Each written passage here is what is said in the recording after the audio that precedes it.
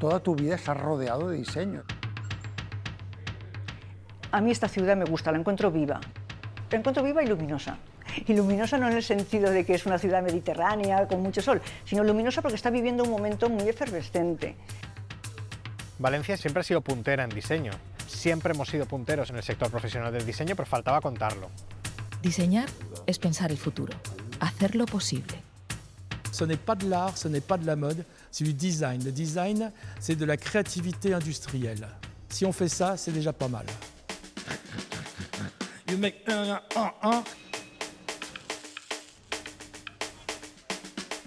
Cosas importantes de aquí a futuro en el diseño son dos, que es sostenibilidad y salud. Nadie, a ninguna empresa se le ocurre ahora mismo empezar a diseñar cualquier cosa sin considerar los aspectos de sostenibilidad, ¿no? El que lo haga debe ser un raro.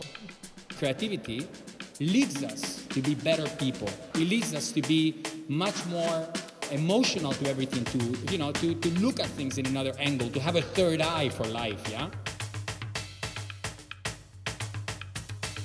El cambio del diseño parte de nuestro entorno más inmediato, más íntimo como seres humanos. Tota aquesta idea de provocar pensar en el futur en positiu és per canviar el present.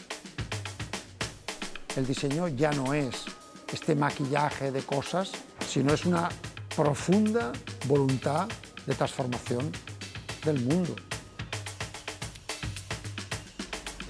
Es un devolverle a Valencia todo lo que Valencia ha hecho para que seamos capital mundial del diseño 2022. Y esa es nuestra aspiración, que Valencia también logre dejar un legado ejemplar. Muchas gracias.